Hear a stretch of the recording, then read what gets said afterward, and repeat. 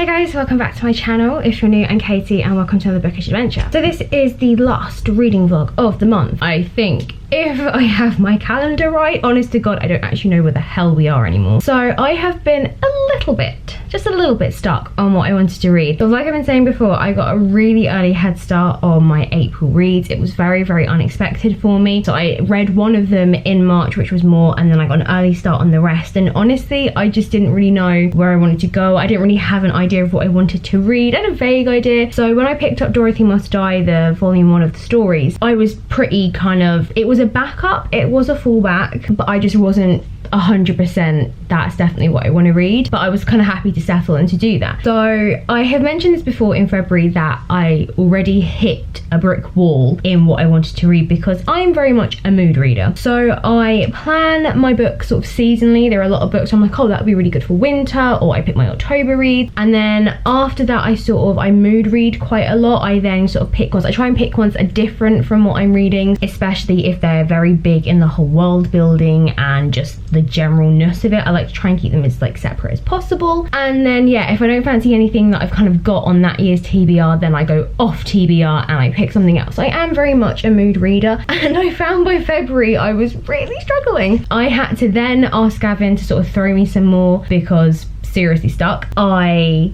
have had to ask him. I have since had to ask him again to send me some more book ideas. So he did, and he gave me, oh god, I literally just got rid of it. So he gave me James Bond, Dr. Jekyll and Mr. Hyde, Northern Lights, The Grim Legacy, Wonderstruck, One of Us is Lying, and Angel Fall. There's also The Invisible Library, and I think that's it. Oh, he picked Dracula, but I'm already planning to read Dracula. Of those, the ones that sort of springing out to me, I was hoping he would pick more standalones, so kind of didn't work. Bond is kind of crying out to me because I feel like they will be great to read as standalones. Also the Northern Lights, because I've been really wanting to read those for ages. The Grim Legacy, that's another one that although there's 3 books, I'm pretty sure you can read them separately, so they would make good ones. Wonderstruck is a book by Brian Selznick. He did the Invention of Hugo Cabaret.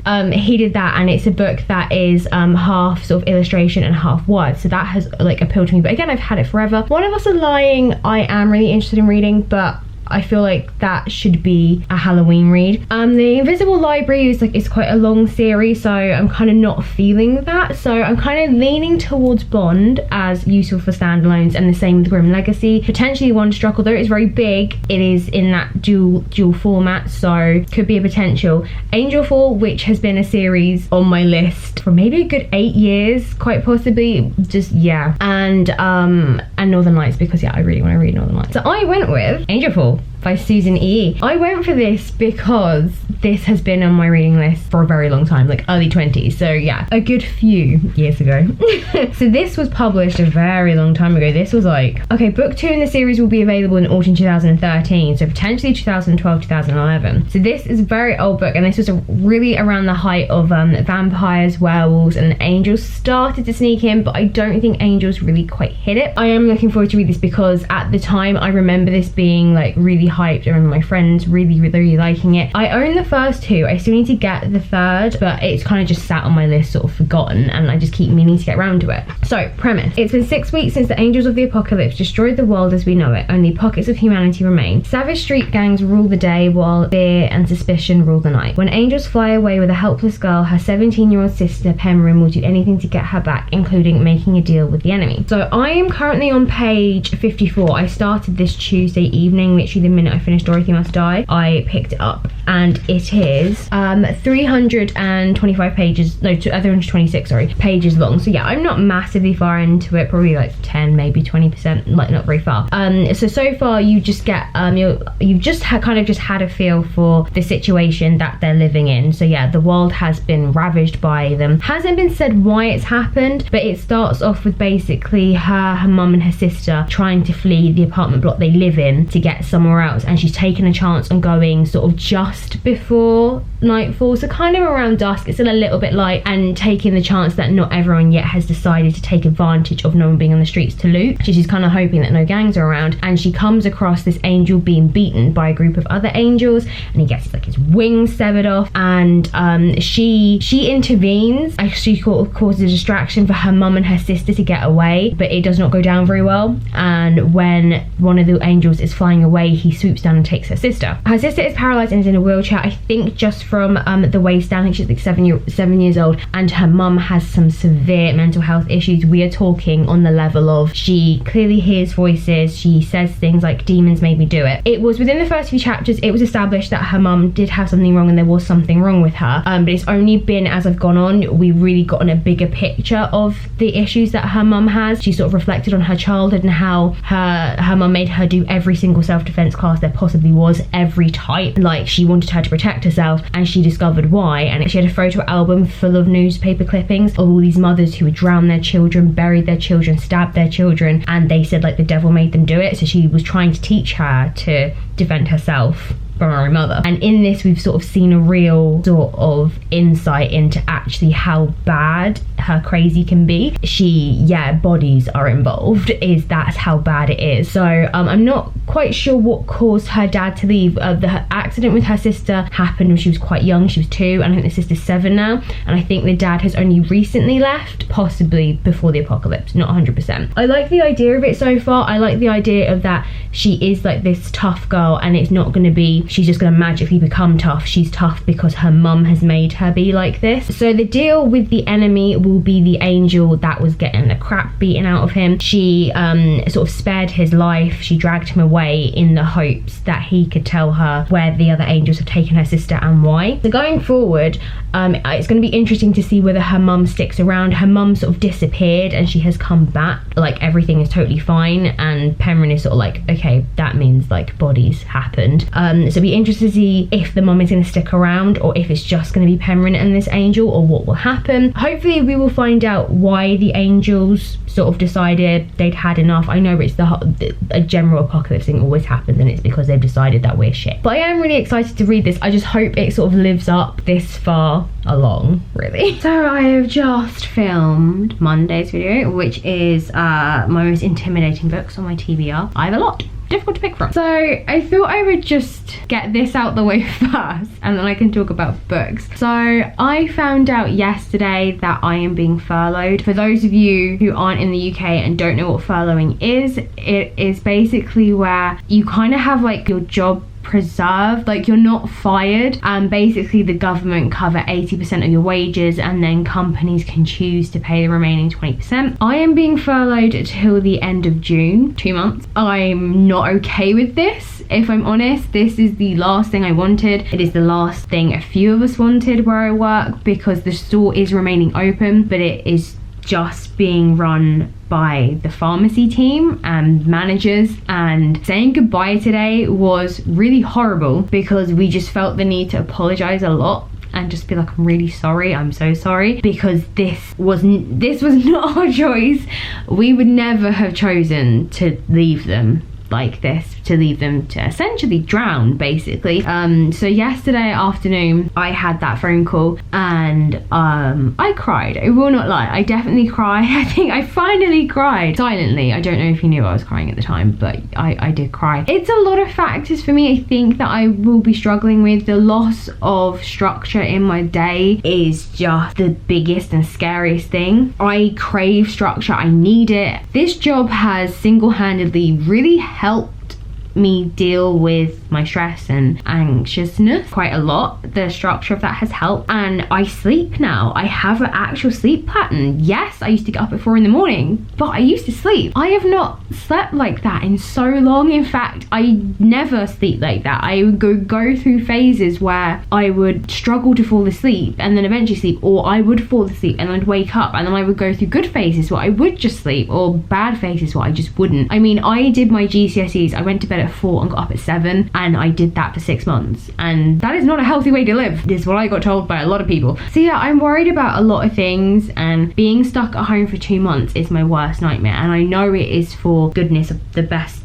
thing for the company and not having people traveling because of the virus. I get that, and I know it probably sounds ridiculously selfish, but I didn't want to leave my job. I wanted to stay in health. That's how I feel. I was not one of the people at work who were like, we shouldn't be here, I don't want to be here. That's not me. I feel like a traitor for leaving, and I know it's not my choice. I know it is not my choice, but I just know how hard it is going to be for them and how unfair this situation is. But yeah, we're going to see how this goes, but this is kind of, enjoy this. This is the last time you're gonna see a face full of makeup. From now on, downhill. So actual book talk, just so I got that off my chest. I'm currently on page 148. I haven't really got massively far. Just a few things have been happening on lunches. I haven't really been able to, but we've gotten to the main sort of plot. We have met, I believe, the sort of the human rebellion that is going to come. The thing I'm not sure of will be whether or not her trying to find her sister is going to be a story that arcs across the 3 books, or whether that is going to get resolved in this. So I feel like this human order, rebellion, whatever, is sort of gonna pop up in this, and her and the angel are gonna carry on their merry way, but there's sort of gonna be a future storyline to come. I feel like it's gonna be one of the two. I am enjoying it.